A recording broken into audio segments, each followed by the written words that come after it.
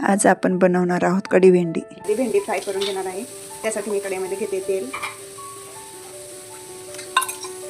आता यामध्ये आपल्याला टाकायची आहे मोहरी।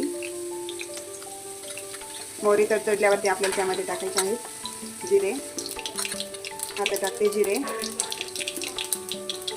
हळद, थोडीशी हळद आणि आता टाकायची भेंडी। भेंडी मी कापून घेतलेली आहे, धुवून कोरडे करून स्वच्छ कापून घेतलेली आहे।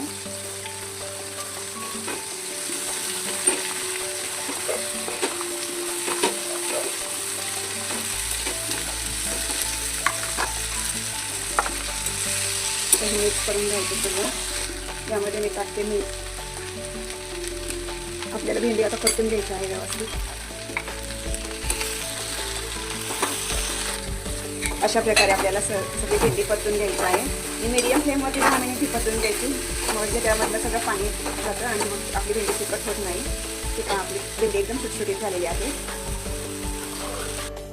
कढीसाठी आपण मिक्सरमध्ये घेऊया 1 चमचा बेसन, हिरवी मिरची आणि लसणाची पेस्ट आणि त्यामध्ये आपण घेऊयात दही। त्यामध्ये टाकूयात मीठ आणि हे आपल्याला मिक्सरमध्ये फिरवून घ्यायचं आहे। आता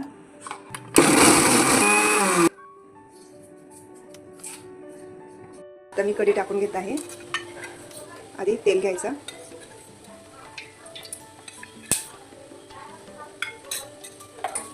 यामध्ये मी टाकते मोहरी, जिरे, थोडीशी हळद, कोथिंबीर,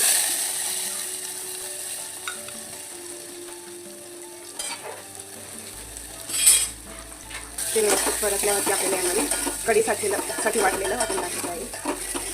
आता यामध्ये मी टाकते कढीसाठी वाटलेलं वाटण। आपण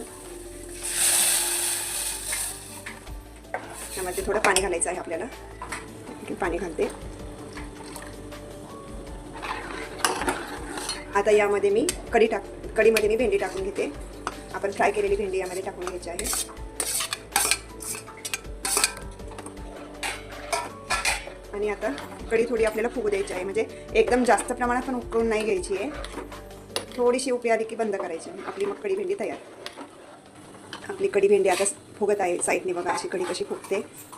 थोडीशी उकळी आल्यासारखी झाली की, उकळायला लागल्यासारखी वाटली की गॅस बंद करायचा आहे। हे बघा अजिबात चिकट होत नाही अशा प्रकारे कढी भेंडी केली तर। तुम्हाला जर माझी रेसिपी आवडली असेल तर माझ्या रेसिपीला लाईक करा, शेअर करा आणि माझ्या चॅनलला सबस्क्राईब करा आणि बेल आयकॉनचं बटन नक्की दाबा। आपली कढी भेंडी आता झालेली आहे। आता मी गॅस बंद करते।